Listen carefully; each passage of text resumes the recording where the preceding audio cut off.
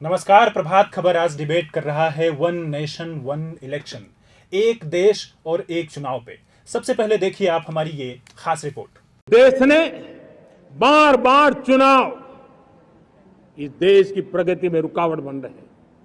One nation one election के लिए देश को आगे आना होगा।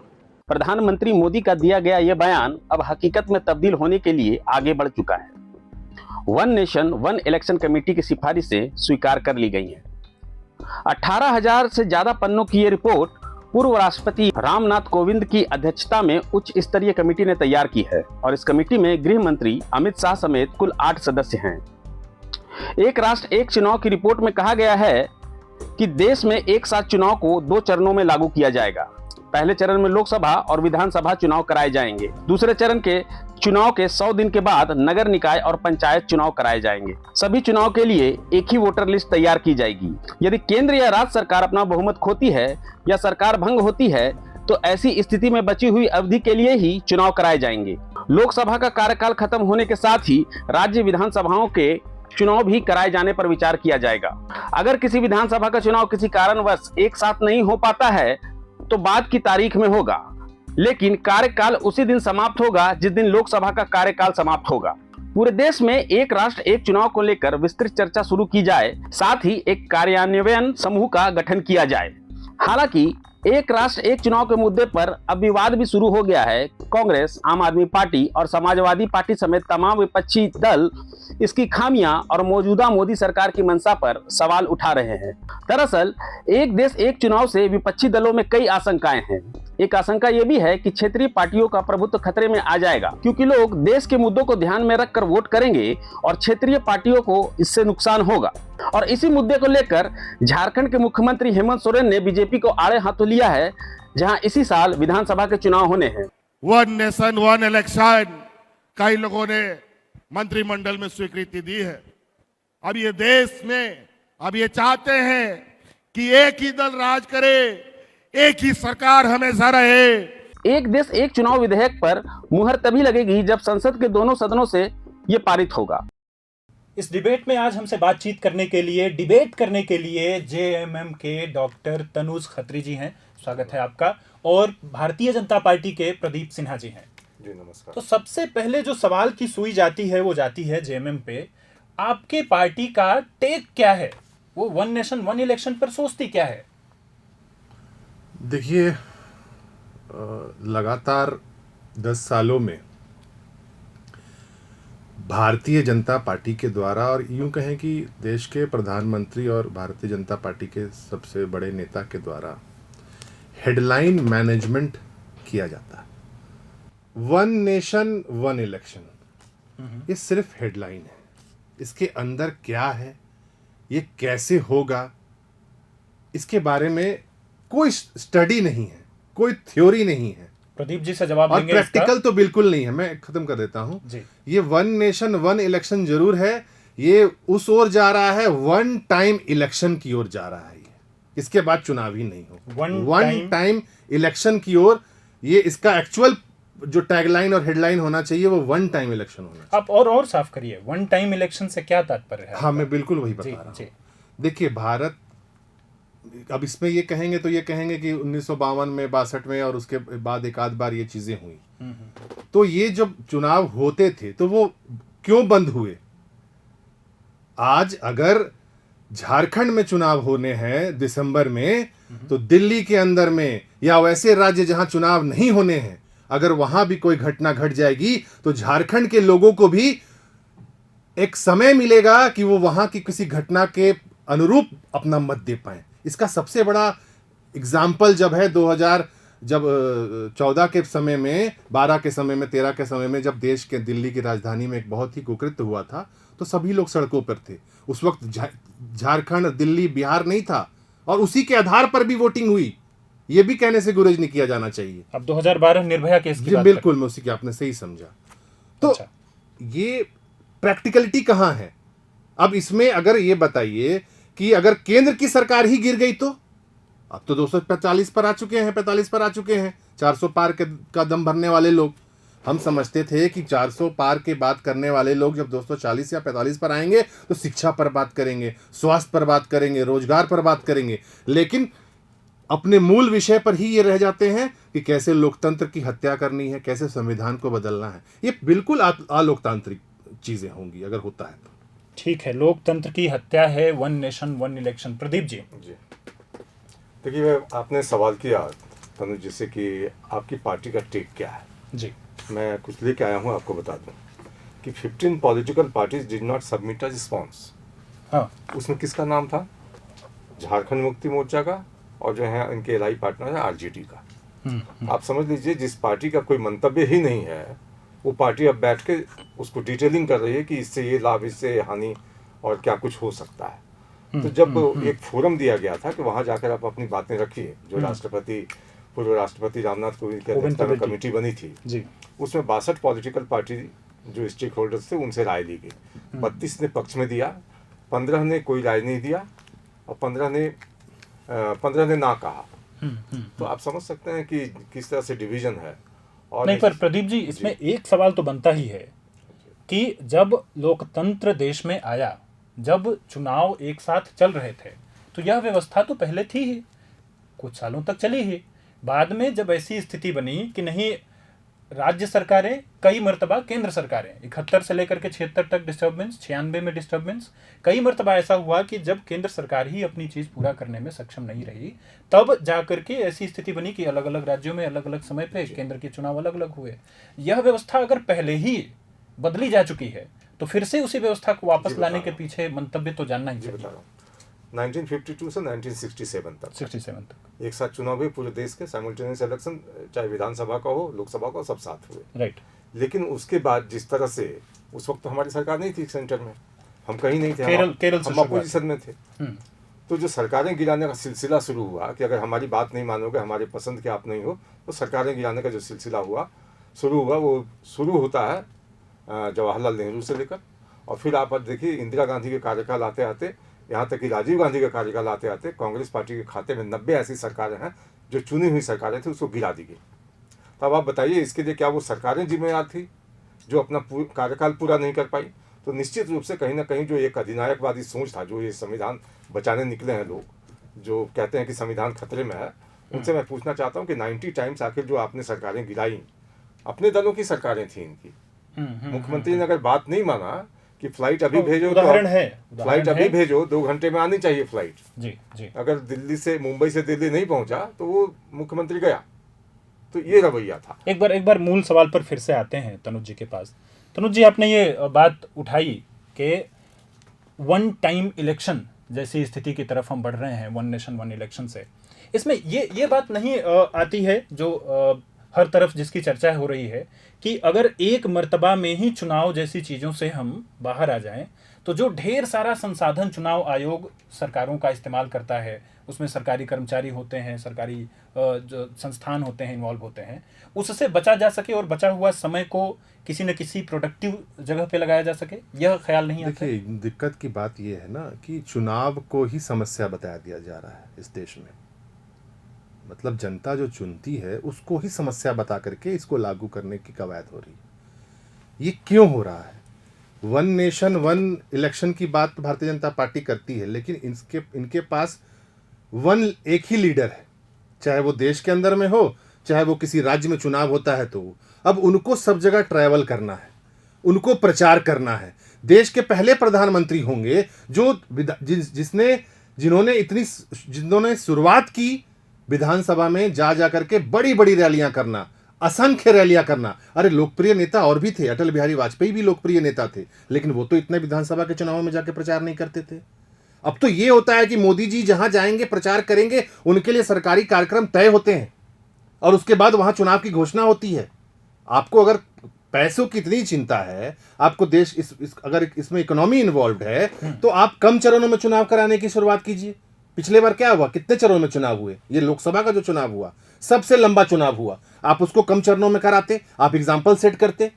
अरे ये फिजिबल कैसे है? अगर किसी राज्य की विधानसभा, आप तो सबसे पहले आपका एक मुहिम चलता है थ्रू आउट कि सरकार गिराओ, आप ही लोग सरकार गिराइएगा, फिर क्या वहां चुनाव कैसे कराइएगा?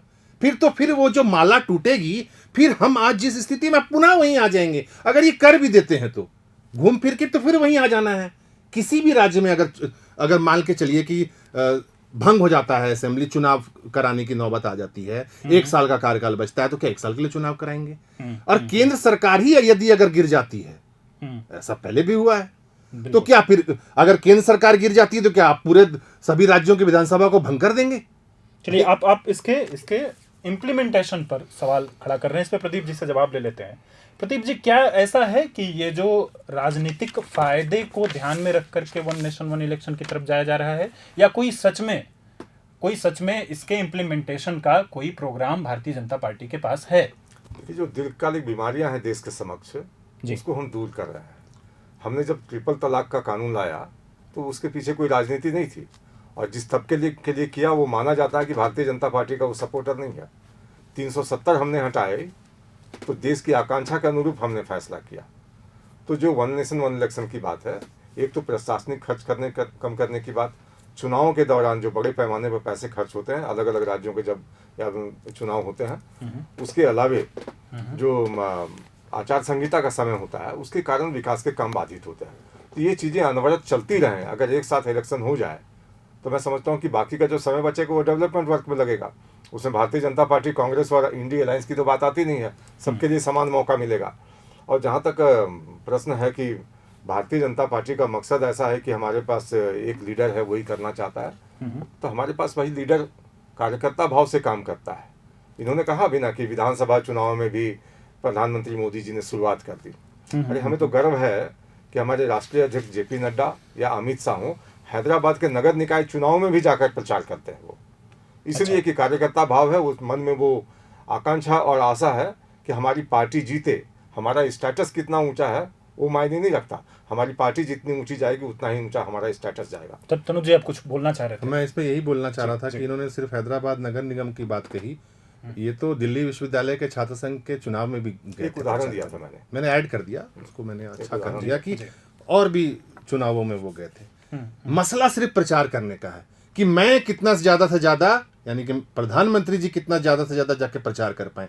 कौन सा काम बाधित होता है? अगर झारखंड में चुनाव होंगे नवंबर दिसंबर में, तो प्रधानमंत्री जी को कौन काम करने से रोकेगा? उनको प्रचार काम करने से रोकेगा, उनको झारखंड आ करके रैलियां करने से काम रोकेगा। कौन सा कानून है उनको काम करने से रोक रहा है? अभी जम्मू कश्मीर में चुनाव हो रहे हैं, क्या प्रधानमंत्री जी क्या योजना नहीं लागू कर सकते हैं? बिल्कुल कर सकते हैं। यूनियन ऑफ स्टेट्स है, सबका अपना अधिकार है। जैसे जैसे जिसका गठन हुआ है, जैसे जैसे जहां चुनाव हुए हैं, ये खोखली बातें हैं। कैसे, कहां, ये प्रैक्टिकली बताइए ना कि कौन सा कानून रोक रहा है आपको प्रधानमंत्री जी को? सिर्फ प्रचार करने की छूट मिलेगी। और मैं पुनः ये बड़ी बात कह रहा हूं आपके प्लेटफॉर्म पर, क्योंकि ये मसला अभी नया नया आया है।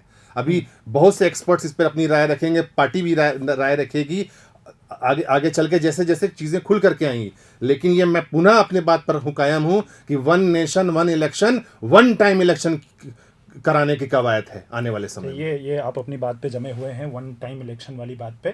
आपका कहना यह है कि एक मर्तबा चुनाव हो जाने के बाद फिर किसी तरह के चुनाव भारतीय जनता पार्टी नहीं चाहती है। इस पर प्रदीप जी से एक ब्रेक के बाद हम जवाब देंगे। प्रभात खबर आज डिबेट कर रहा है वन नेशन वन इलेक्शन पर, और ब्रेक के बाद आपके फिर से एक बार स्वागत है। चलते हैं प्रदीप जी की तरफ। प्रदीप जी, एक बेसिक सवाल बार बार उठाया जा रहा है कि is there any implementation plan, उस पर बात कर लेते हैं। बात वो है कि करीब 12 अध्याय का वो पूरा कमेटी ने अपनी पूरी सूची जमा करी है। उसमें से 6ठे अध्याय में इन बातों का जिक्र है कि जिस तरह के सवाल बार बार तनुज जी उठा रहे हैं कि अगर देश की जो केंद्र की सरकार है वहाँ पर कोई चुनौती आ जाती है, अगर राज्यों में अंत में जाकर के कोई चुनौती आ जाती है, तो क्या तत्काल 6 महीने के लिए फिर से चुनाव कराए जाएंगे?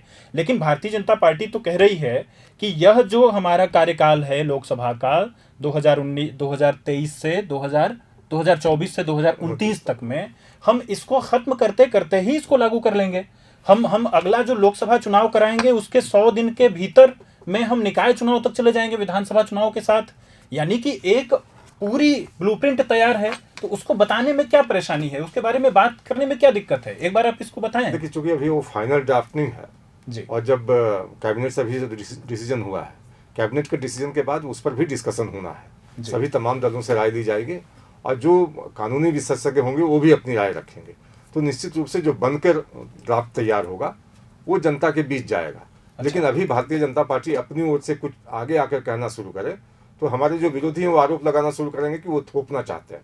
अच्छा, हम थोपना नहीं चाहते, हम लोकतांत्रिक तरीके से तो कल इसमें ये बात आई थी कि सहभागिता हम चाहते इसमें हैं। बहुत बड़े लेवल पे हम प्रचार पे जाएंगे। जी ये बात होगी। जी जी चर्चा होगी, उसमें आमजन भी अपना लिख के देंगे। जैसे अभी वक्फ बोर्ड का मामला जब आया तो सभी लोगों से सुझाव आमंत्रित किए गए कि अपने अपने सुझाव दीजिए, आपको पसंद है या ना पसंद है। इस तरह से मैं समझता हूँ कि केंद्र सरकार कोई चोरी छुपके नहीं कर रही है, ये बिल्कुल पब्लिकली कर रही है और ताल ठोक के कर रही है। और चूंकि ये हमारे इलेक्शन एजेंडा में है, हमारे मैनिफेस्टो में है कि हम एक राष्ट्र एक चुनाव कराएंगे ताकि प्रशासनिक खर्चे, उसके अलावे जो जनता का पैसा बर्बाद होता है बार बार, उसके अलावे जो फोर्स के मूवमेंट में जो भारी संख्या में फोर्स को मूव करना होता है यहाँ वहाँ, तो उस परेशानी से बचाने के लिए कहीं ना कहीं एक योजना तो है केंद्र सरकार के पास।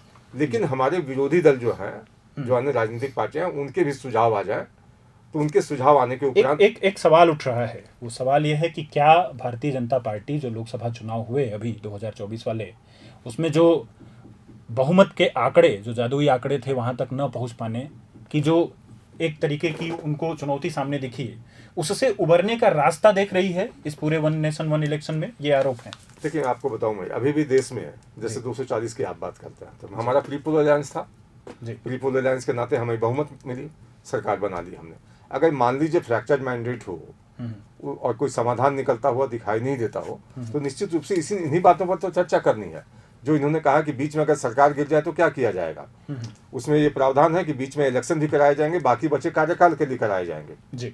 तो कहीं भी कंफ्यूजन नहीं है। लेकिन जिन दलों के पास अपना कोई देने के लिए मंतव्य नहीं था, उनको डिबेट में बुला लीजिए, आप अखबारों में बयान देने के लिए कहिए, लंबी लंबी बातें करेंगे, लेकिन कमेटी के समक्ष उपस्थित होकर पार्टी की राय रखने का उनके पास कोई विषय तक नहीं था। तो आप समझ सकते हैं कि कितने बुद्धिमान लोग तनुज जी इस पर पार्टी कुछ में विचार कहेंगे कर आप? रहे हैं इस जो मुद्दे पर। जो बार बार उल्लेख आप प्रदीप जी कर रहे हैं कि जेएमएम ने अपना मंतव्य जाहिर नहीं किया उस कमेटी के देखिए, सामने। बुद्धिमत्ता की बात कर रहे हैं तो फिर मुझे, मैं तो डिग्री नहीं मांगूंगा प्रधानमंत्री जी की, मैं तो डिग्री नहीं मांगूंगा अन्य मंत्रियों की, मैं तो डिग्री नहीं मांगूंगा झारखंड के भाजपा के नेताओं की। वो तो सार्वजनिक पटल पर है कि कितना कौन शिक्षित है और कितनी किसकी बुद्धि है।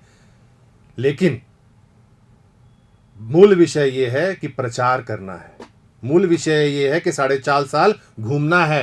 देखिए, मैं बड़ा स्पष्ट कह देता हूं, ये चीजें आगे सामने आएंगी तो फिर भी हम, इसलिए मैंने कहा कि मैं इसी बात पर कायम रहूंगा। इस बात से तनुज जी क्या कोई घबराहट है कि वो 4 साल घूमे? घबराहट नहीं, बिल्कुल घूमिए।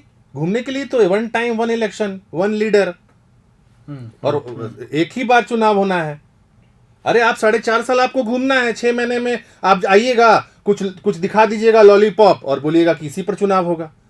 अरे पूरे देश के सभी राज्यों के लोगों को अधिकार है ना कि अगर झारखंड का बदला लेना है तो छत्तीसगढ़ में चुनाव है, तो छत्तीसगढ़ के लोग झारखंड का भी बदला ले सकते हैं। ये होता आया है जी।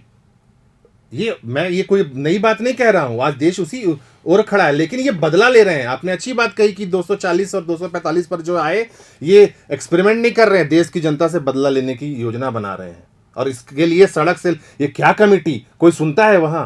2 मिनिस्टर के अलावा किसको कौन जानता है, एक प्रधानमंत्री और गृह मंत्री को? इतना प्रचार ये सिर्फ अपने लिए कर रहे हैं, ये नहीं होने देंगे। हम आंदोलन की पार्टी हैं। आपको कौन सी कमेटी में लिखने बोलते हैं? संसद में बहस होगी तो वहां आपको विपक्षी सांसद दिखेंगे, सड़क पर दिखेंगे। हम इसके लिए आंदोलन करेंगे।